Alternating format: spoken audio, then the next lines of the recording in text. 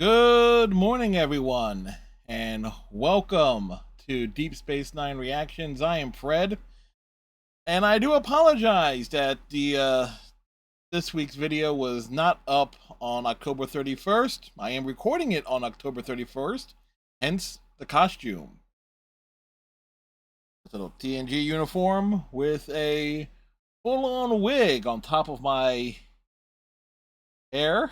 It's like, yes. For those who don't know, I basically have a mullet naturally. So we tossed a blonde mullet, on top of my thinning mullet. So, so there we go. Yes, I'm the type of Starfleet officer that you would never see on any Star Trek series. Like one who just doesn't give a damn about hair length regulations because it makes no sense. Anyway, anyway. What happened this week was basically a scheduling thing. I kind of got yo-yoed between stuff I would normally do in the evenings and during the day, and it kind of like threw me completely out of whack. And so I'm actually trying to get caught up on a few projects. And let me tell you something. This wig, it's hot. It's hot on top of the old dome. Anyway, this week's episode of that we will be watching in full from start to finish will be Invasive Procedures. And I say watching in full from start to finish because for those who are new here, let me explain the format. I watch the episodes from start to finish, so this way you will have the full experience of my thoughts, opinions, and reactions to things that I am seeing. You do not see the footage of said episode. It is of course blurred out and obscured heavily for DMCA purposes because we don't want to piss off those fine folks at Paramount. On top of that, you don't hear any audio from the episodes in question for the same reason because of any musical scoring and things of that nature. Those of us who are gamers on Twitch, report their streams over here on YouTube, know all about having to edit music out of archived gaming sessions.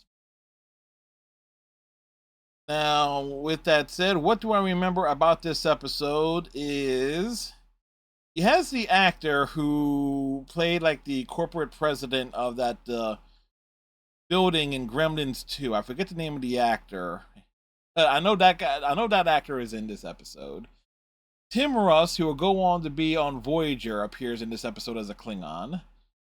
Quark gets tossed around because part of what's happening during the plot of the episode is partially his fault.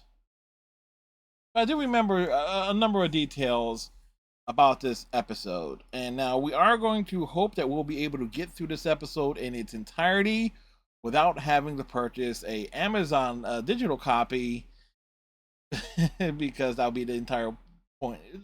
That would defeat the purpose of having the series on DVD. Anyway, let's get right to it, shall we?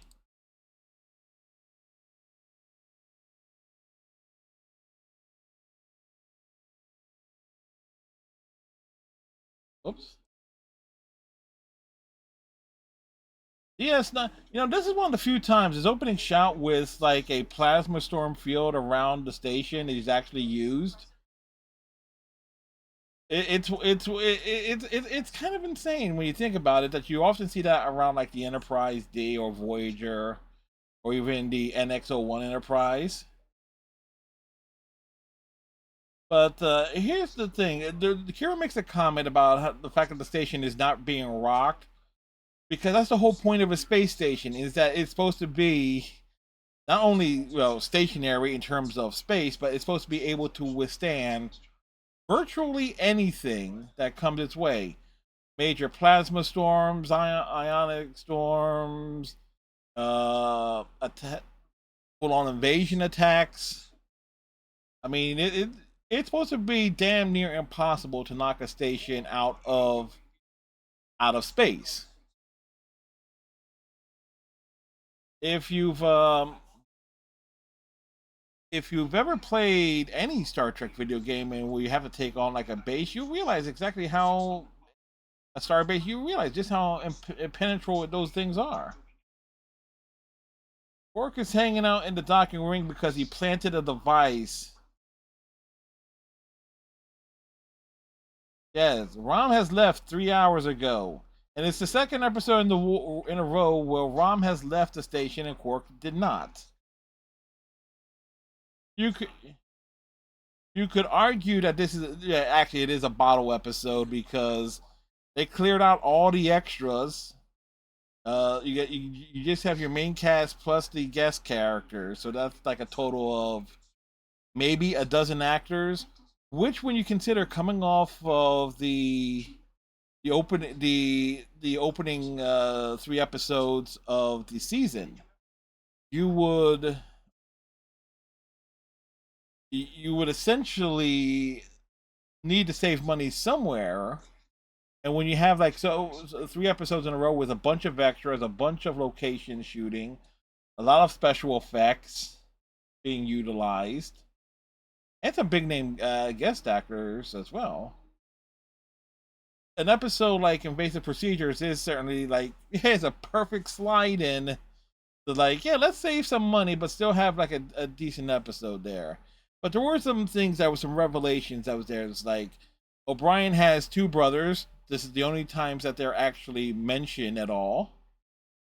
And of course, Odo being skeptical about Quark, and of course, as I mentioned, why is Quark hanging out in the airlock? Because he planted a device there, and what that device is essentially was a homing beacon for the antagonists of this episode to make their way towards the station. In in many respects, you got to admire the fact that Deep Space Nine is this is actually like one of the only true bottle episodes of the S9, because they don't evacuate the station often. Um, in terms of using just the station sets, the handful of guest characters, and there is not many episodes where I can see where that is done, where they have uh where they avoid building new sets, where they avoid having a lot of like again people in the backgrounds and whatnot. Like,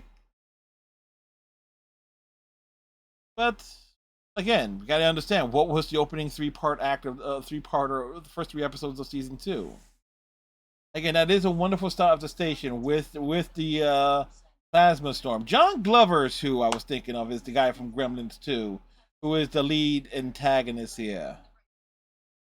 Tim Russ gets an on-screen credit, and this is at this point in time. This is Tim Russ's second major Star Trek appearance. He appeared in the episode, what the hell was it? Starship Mine. And when you think about it, as a federal the lead location of a Star Trek series being evacuated, and Tim Russ is part of the villainous crew villains invading it and wanting to do something nefarious. And that's kind of nuts when you think about it. But Tim Russ would also be in Star Trek Generations on the Enterprise B. He will also go on to play Tuvok on Star Trek Voyager, obviously. And he would do a number of. He also would reprise the role of Tuvok in Star Trek Online many years later. Eh, the the promenade list looks so eerie with just like so few people there. But again, this is as a special effect shot. This is a good one there with the tractor bringing in the ship to dock it at the docking ring. It's actually it's actually impressive like shot there.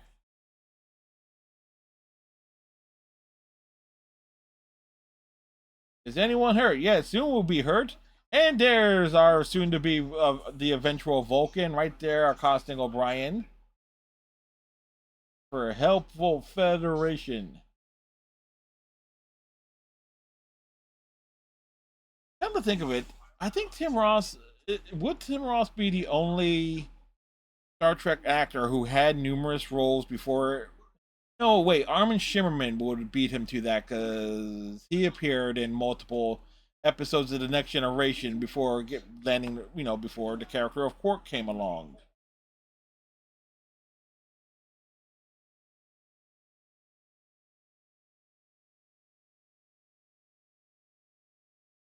Yeah, yeah, you're a trill.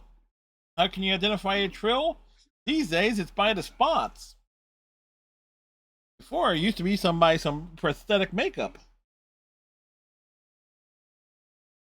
Oh yeah, people will get hurt. Get in the box, Odo.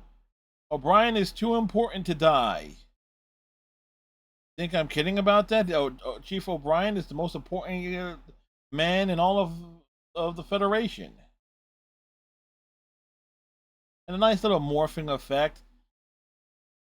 And again, it is amazing how, as the seasons would go by, we would see Odo morph less and less as the series would progress, unless for like key moments and whatnot.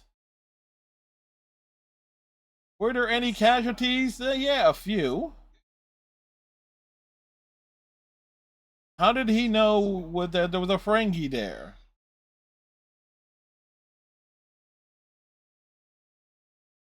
What's in the box? What's in the box?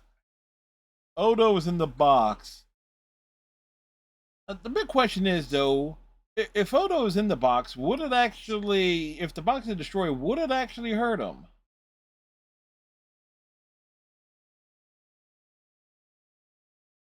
It says like a stasis chamber. Those are essentially like a morgue unit.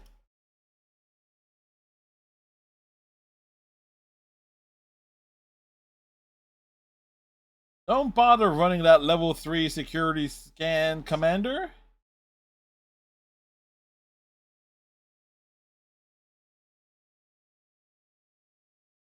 Always gotta love that the angry look that only Avery Brooks can put on his face. It's like somebody's gonna get their ass kicked.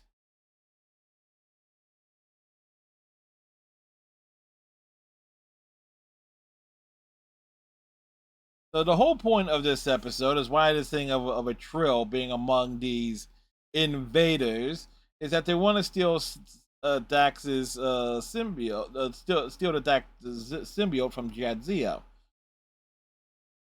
All because how this dude felt he was entitled to getting a symbiote when it's like only like one out of every, was it one out of like every 100 or so it, that people get the that the Trill get a symbiote.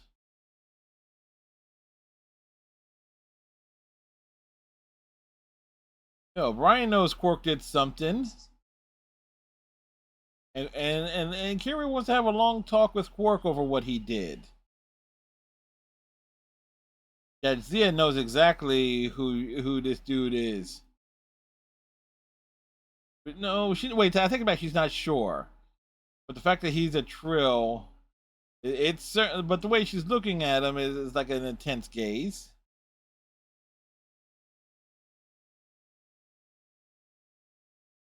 A Klingon named Yeto, and it's like, what is his last name? What is he? Yeto? What is he from the House of Kaiba? Yes, that's a Yu-Gi-Oh reference for those who have watched, who are watching, and would appreciate such a thing. Where is Quark's Latinum?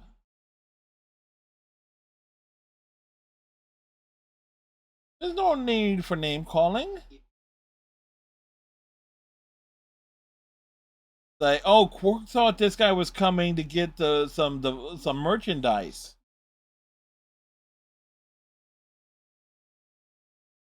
This is Apparently, the deal is off. Yeah, Quark was not as clever as he thought. So it's like Quark, they tricked Quark. So technically, this is Quark's fault, but not. But he was tricked as well.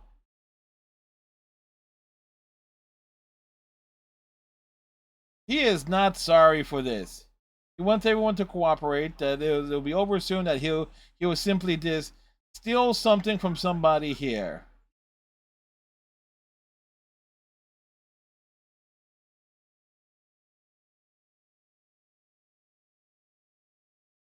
Yeah, what do you want, you jackasses? You want Dax, but not Jadzia. He literally wants Dax, as I just explained. And the look on Jadzia's face there, and this is a credit to Terry Farrell. Like she realized the convey right away that what he's implying.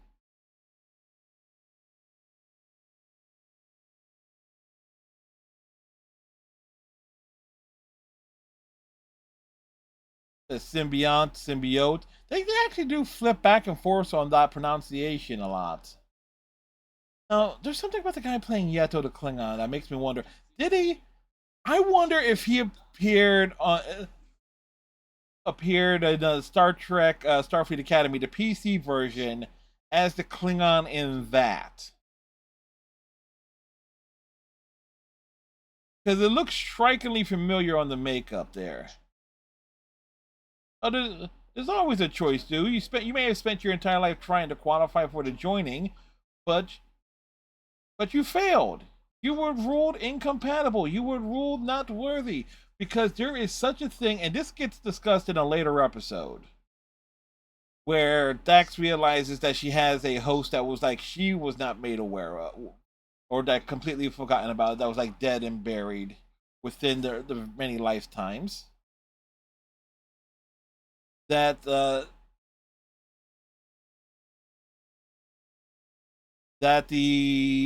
what is it, for every, it's like there's like a major process that go through.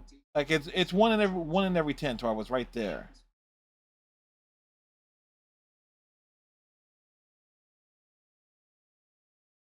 It makes you wonder why Dax. Well, conveniently, they're right near the wormhole. That's why.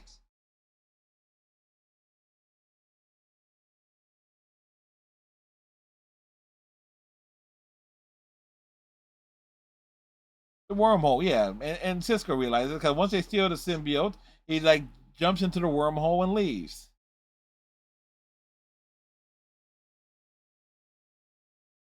And also, one thing that is mentioned in this episode, is, at least in terms of Jadzia, that neither of her parents were joined and that she has a sister. That is never mentioned again. Oddly enough, it isn't until Esri Dax comes along in season 8 that we actually see a Trill's actual family. Of course, the whole situation with Esri is like, yeah, they had like a character that is essentially introduced in the final season, which is the same character, but you have to get them over with the audience real quickly.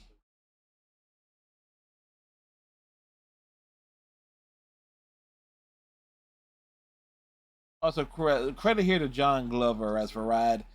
The way he is portraying like a broken man who's at the end of his rope in terms of something that he totally dreamed about, uh, and feeling extremely upset, and that there's a pang of guilt there. And hey, O'Brien must suffer.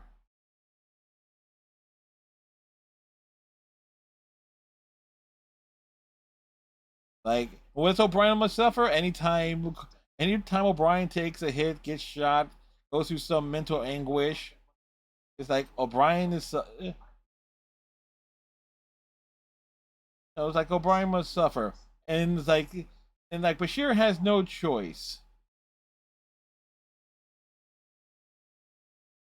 And it's funny is like back to back seasons that we have like an entire an episode revolving around the Dax symbiote.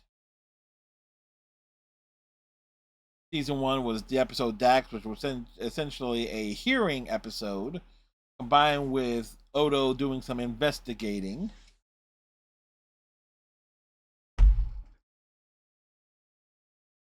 treat the wound first. Right? Yeah, there's an yeah, there are med kits up in ops. That makes me wonder in terms of something else before was like, yeah, there wasn't any med kits there.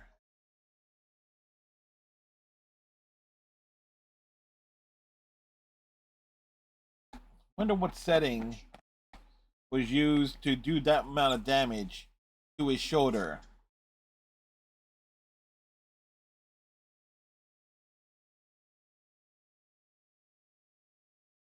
This is no time to be a hero. It's always a time to be a sandwich.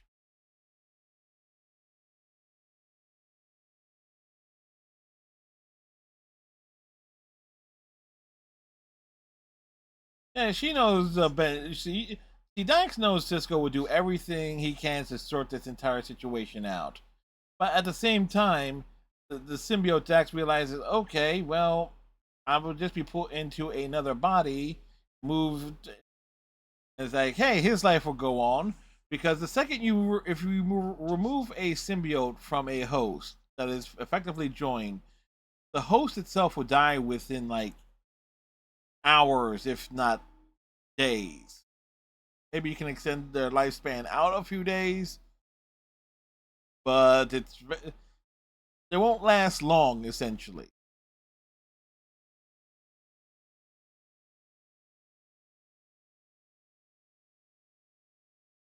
like he doesn't want to be put to sleep. He wants to stay up throughout the entire operation.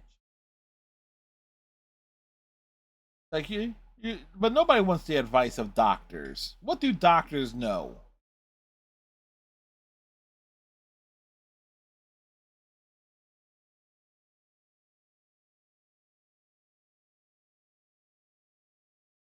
Uh, and it's kind of fun. It's like give them set up a monitor so we can assist them.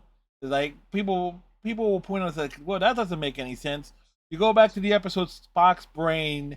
It essentially was done in that episode, so there is precedent in Star Trek for someone who's being operated on actually talking the surgeon in that episode's case, Spock telling McCoy how to do things step by step by step.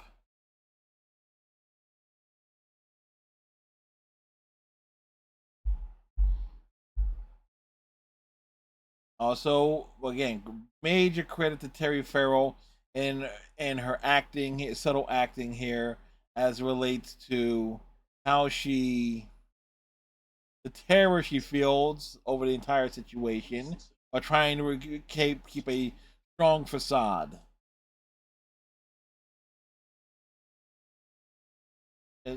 Yeah, okay. So oh wait, within hours. I thought it was like within hours if not days. Oh, again, O'Brien gets kicked in the shoulder. Cisco goes after the man who would be Tuvok. Okay, now let me point this out here. Kira getting her ass handed to her by Varad's lover is rather silly.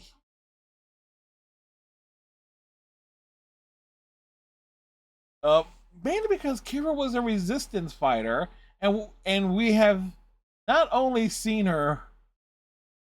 Well, we would see her fight Klingons, like who are almost twice her size, Cardassians and whatnot. I mean, Kira does should not have lost that fight. She only loses the fight over the purposes of the episode, so that so you can have the antagonist draw things out. And yes, it's. I know some people will comment about the proverbial body horror of the symbiote leaving Dax's torso, Jadzia's torso, rather. But it kind of is what it is there. Rather effective though in terms of the props and how they were able to do that on a television budget to make the skin actually look natural, matching the skin tones and such.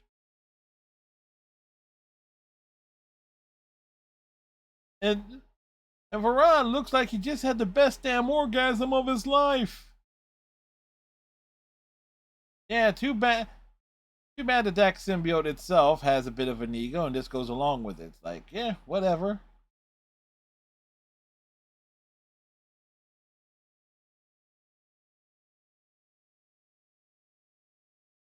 Even Quark realizes this is ridiculous.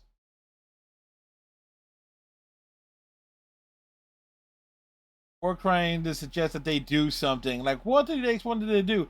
Quark, you just saw Kira get her ass kicked. You saw that Cisco can go one-on-one with the Klingon, but you get a phaser on him. And like, he'll stop. And O'Brien is effectively out of the fight.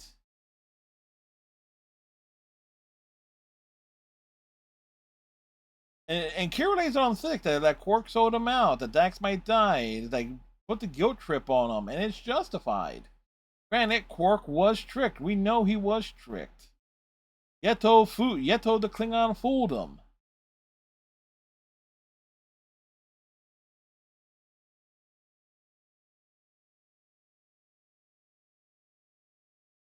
That ain't different. It's the same damn thing.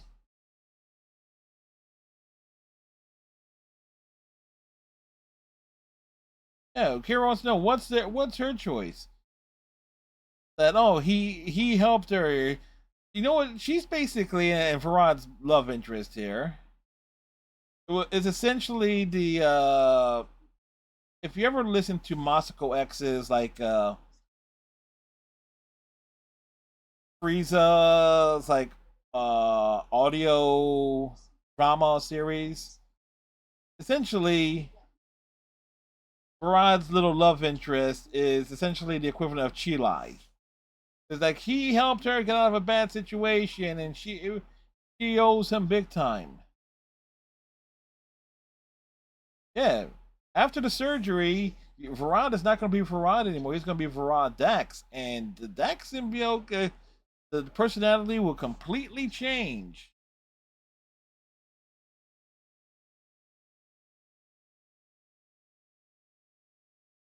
Because they're all true. Yeah, he'll be smarter, more confident, but he'll realize what he doesn't need. Uh, when a trilogy join, it's like a rebirth. It's like a baptism, just without all the evangelical nonsense. Yeah, she may love Varad, but Varad is not going to love her afterwards. And, and something that's completely different here is like when you're watching this episode, Varad before and after the symbiote is like different. The hairstyle is a lot is different. There's definitely a change in demeanor. And again, this is the strength of John Glover, the actor playing him. He's like able to give like two different versions of the same character. That he's only playing the character once, but it's actually a strong role where you have to portray him one way for half the episode and then another way for the back half of the episode.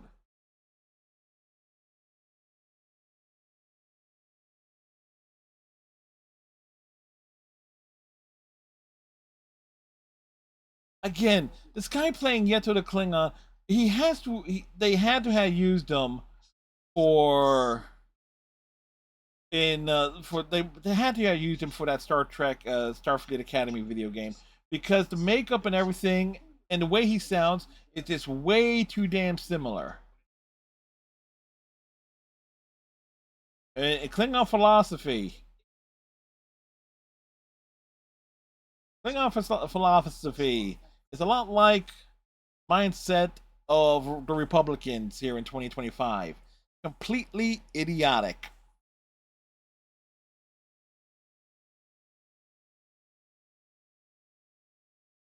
Like the life signs for Jadzia are not exactly strong.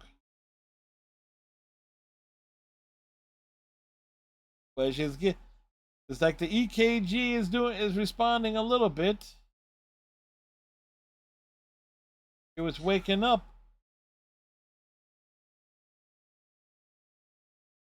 But this is where he really hits. that that she can feel that the symbiote is gone, and the sorrow on her face. Again, Terry Farrell does not get the credit she deserves for being able to convey like the emotional impact in such a minimal way, but you can totally tell that the impact is there.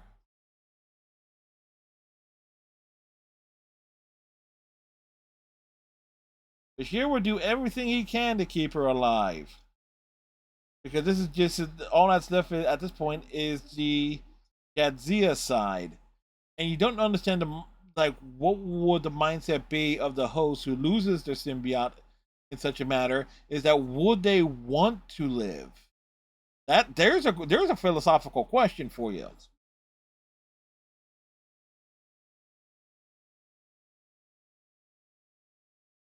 And the mistake Varad is doing here, or at least as Varad Dax, is engaging with Cisco because Cisco knows exactly how to play Dax since that they have like a however long he knew Curzon, plus the time like the year and a half knowing Jadzia.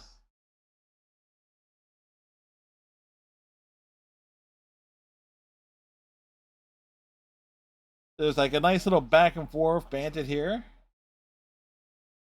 The Cliffs of Bowl, named after director Cliff Bowl.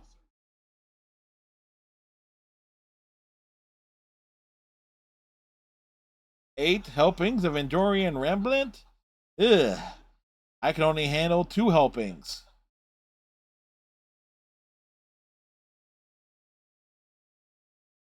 Remember the wedding or the bachelor party? Hey, do you remember when discovering the wormhole? Oh, that really got to him.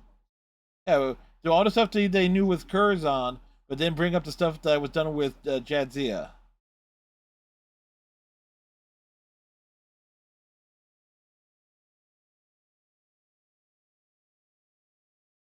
Yeah, but yeah, you'll kill Jadzia. That's the problem. Veranda's not thinking like that. It's his selfishness, and the problem is because of the blending of the personalities, the Dax symbiote would essentially have those. Will kind of just like go along with it. Like how much of it is the symbiote and how much of it is the host raises. Those were things that was brought up in the episode, season one episode Dax.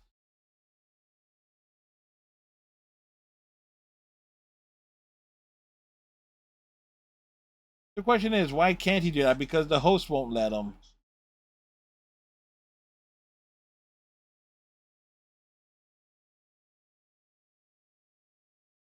No, he ain't trying to confuse him. He's trying to do the right thing here.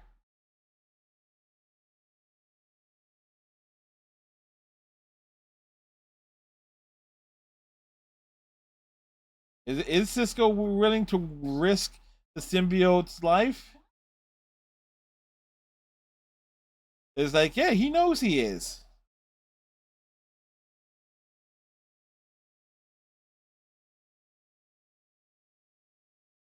He's like, we are still friends. Oh, you hope he is. Yeah, let's go. Like, prove it. Do it. Do everything back. Restore it. You can't or you won't. And then you're not the Daxi news.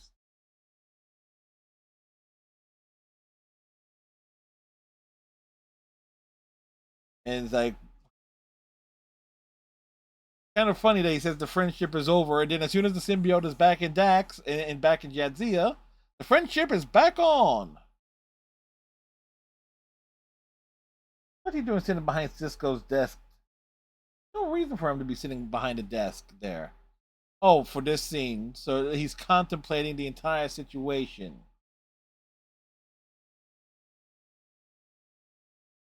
What is it? Cenarian egg broth? Ugh. Broth is just awful. Fine. It's like you're just gonna take it, you're gonna offer it to him and then take it away when he doesn't drink it right away? That's just rude.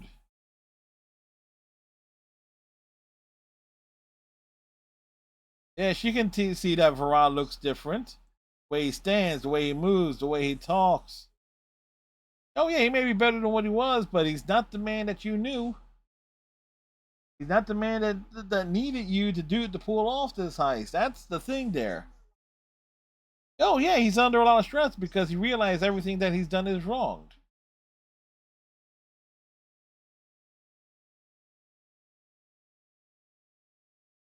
Yeah, Varad doesn't exist. It's Varad Dax. Totally different.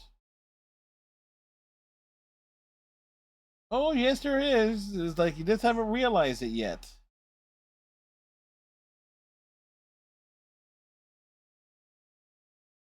Yeah, make him. Yeah, go ahead. Go and talk to Varad. Go and convince him. It's like, yeah, realize the difference is there. And like even she knows that it's not right. It's like she doesn't want to disturb him.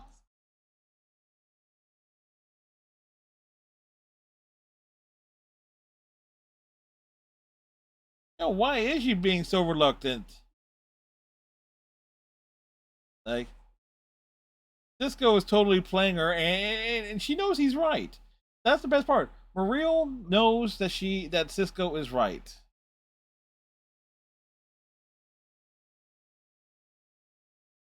Except Rod Dax would leave her behind in a heartbeat. Quark is flipping a coin. Oh, rolling a coin. Oh, see a penny, pick it up all day long. You have good luck, and get a Ferengi on your back. He got some. He got some, but now what? And you just realize this is how tall Tim Russ is, and how short Armin Shimmerman is.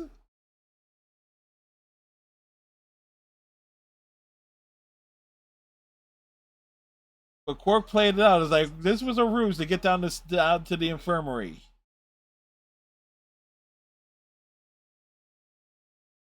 Like because Ferengi ears are very sensitive.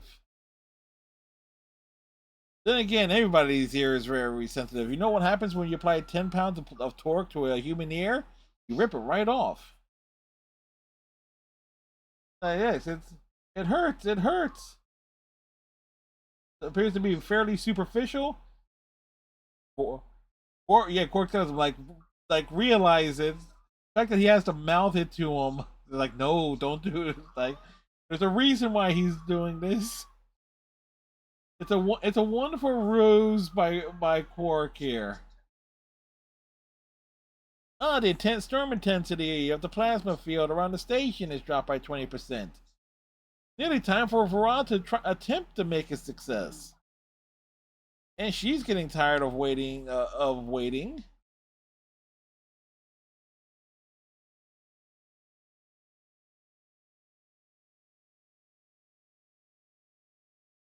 Dude, he said he would spend the rest of his life. He is a mediocre man, but now what he is a pariah, which is worse than being a mediocre man.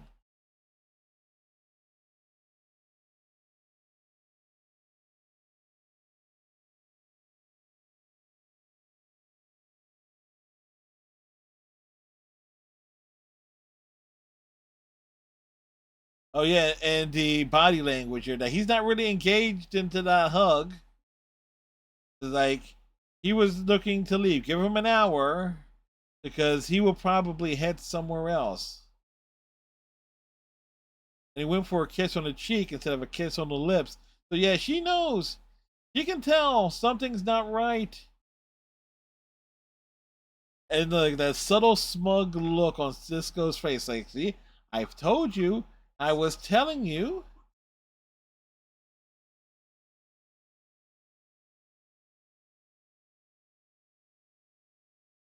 Yes, anything involving the ears can be fatal to the Ferengi.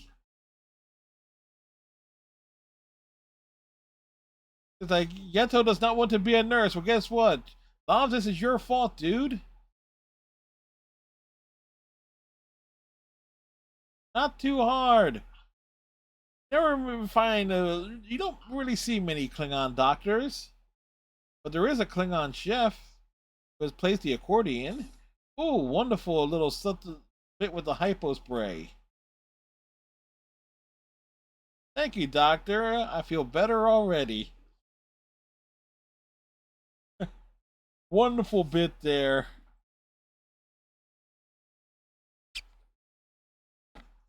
How much time does Jadzia has left? Hours. Well, less than hours at this point.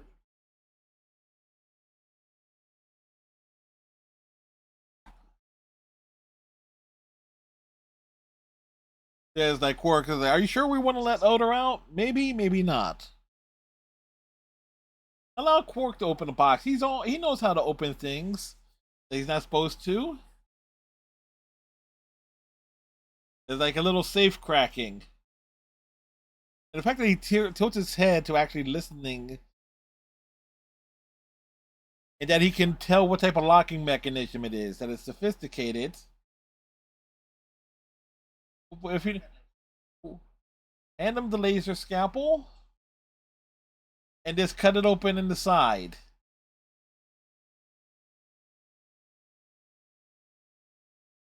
And to access the interiors of the mechanism to disable the lock that way. It's a gift. He has a talent for it. Hey, we actually are getting through this entire episode without the disc being corrupt. So yes, we don't need to buy the digital copy. Yeto is taking a knot. The Doctor impossible. If the shapeshifter must be free.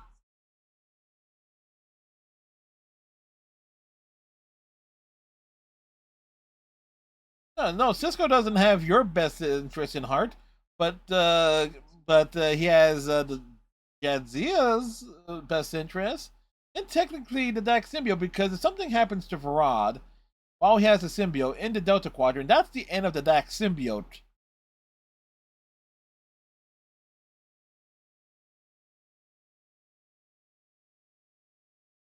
Technically, the friendship between the Dax symbiote and Cisco lasts till 4 lifetimes.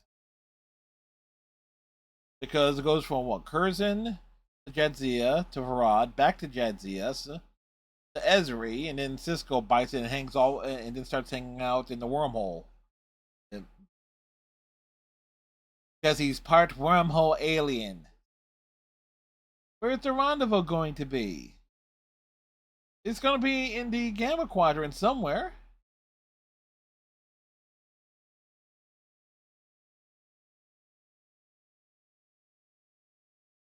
He it's like Cisco read the look on her face that Farad is not going to be there.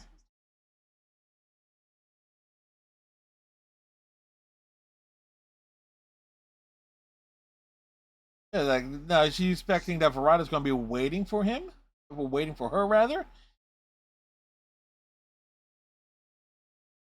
Oh, it's like realize that he lied to her.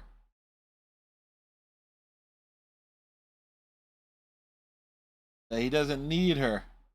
Oh, but no, wrong. He does need her because to realize to fix everything. Of course, Cisco does not give up. Hey, but he's not asking her to betray him. He's asking her to save him.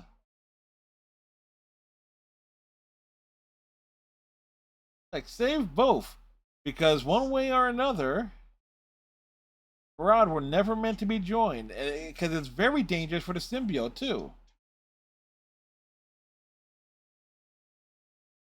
And she realized it. Oh, if you heard him, no, he maybe a phaser shot or a punch to the jaw, but she knows he's right, and she gives him the phaser, give him the communicator.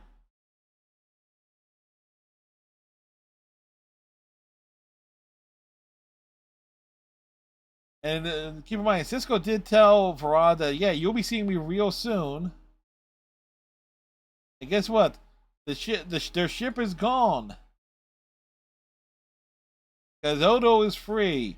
Bashir and Quark can go around and run around and do stuff.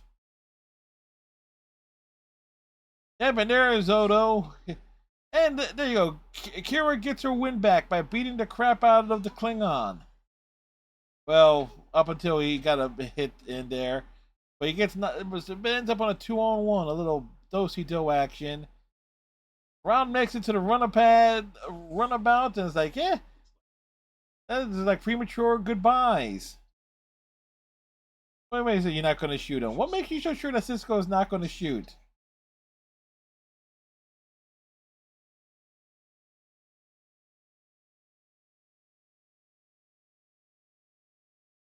If you let him go, Jadzia dies.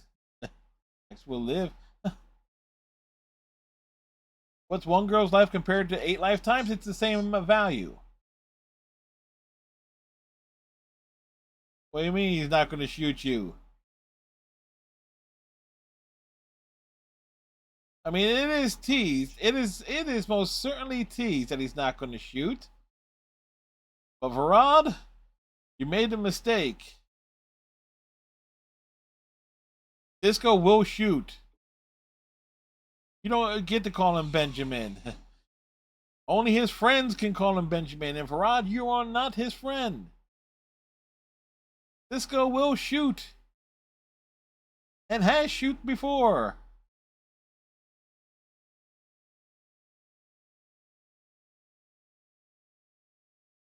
And again, wonderful credit to John Glover realizing now he's going through the whole thing of feeling empty.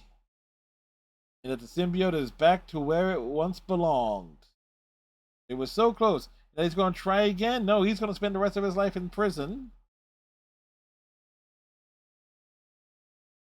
He had it. Now he's alone. Dude, you were never alone.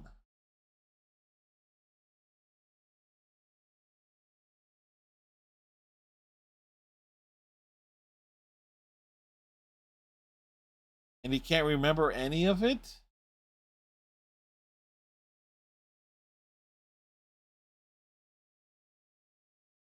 I think Mario will probably ditch his ass too. Realizing that, yeah, that he essentially used her to try and get what he wanted. And that's very Jadzia is back to normal. Spent most of the episode on her back and in the bed sheet.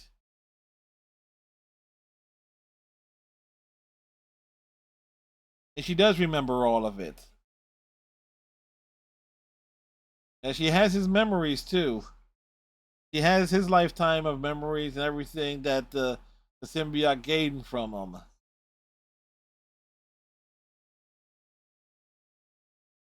Which actually, now when you think about it, Jadzia does go become a bit more lively as a character. As you will see her playing tango with the Ferengi, and and certainly getting engaged with Worf, and so there is. We could argue that you can argue that the entire experience that this that he went through, that the Dax symbiote went through, it's just like, you know what? Let's just make the things livelier for Jadzia since we're back here, since we kind of owe it to her. It's like get the most out of life. But yeah, this was a very fine episode. Very straightforward. I mean, big credit to John Glover, his strong performance as Varad, and essentially playing two different characters.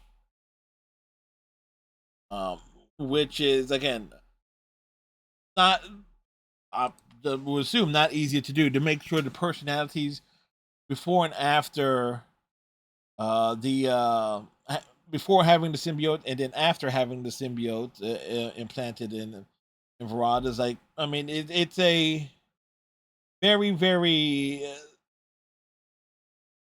for a lot of actors who go on the shows like Star Trek and whatnot, they normally just have to play one like character straight through. But technically, he had to play two very different characters, and make sure he had the grit that we saw like those differences, and that especially once the Varad became Varad Dax, that like everything in terms of that personality shift and what was expected of him, of like what the original plan was, like, yeah, and Morel realizing, yeah, things are not going to go the way that she was expecting them to. Let's see. Quark diving on to the Klingon played by Tim Russ's back, and everything was rather wonderful. One of the few times that you actually will see Quark getting physical in to that degree.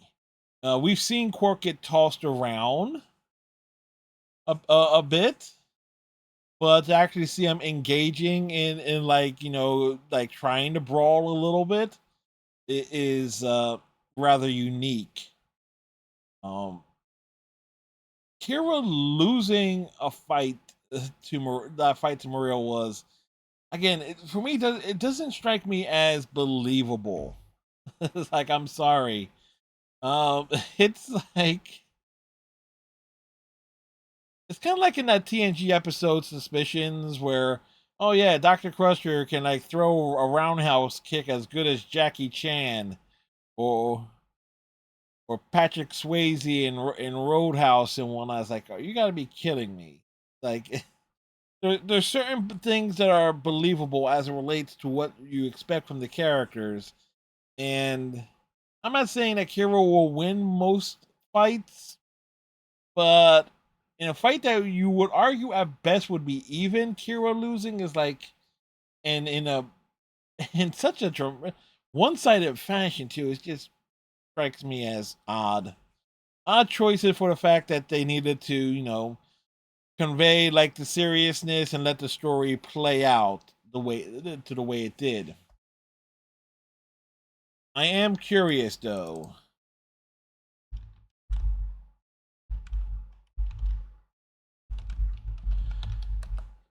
Yeto the Klingon, who was played by Steve Rankin.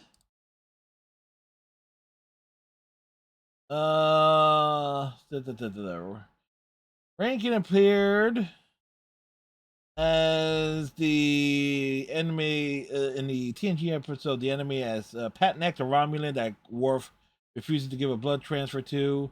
He was in the DS9 episode Emissary as a Cardassian officer.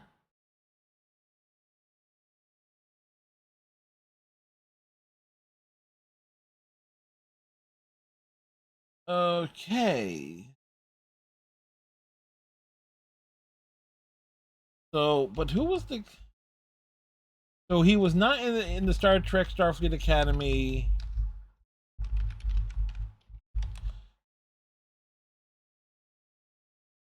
So he was not the Klingon in Star Trek Starfleet Academy, at least the most prominent Klingon. Who the hell was that then? Because they looked and sound the same.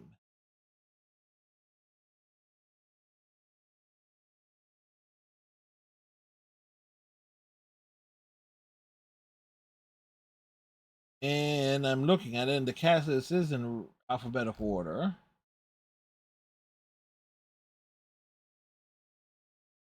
No, I am.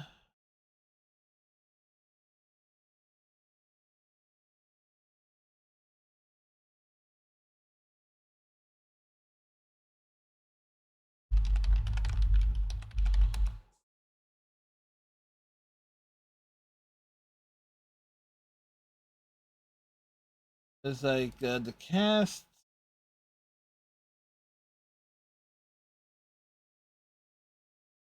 Boy, like I don't want to go run down the full list here. Now I'm trying to remember what was the name of the Klingon captain in Starfleet Academy.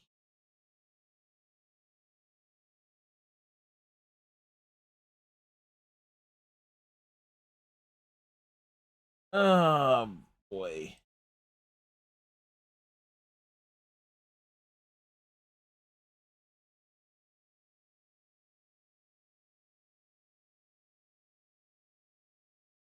Ah well, I can't find the information easily, unfortunately.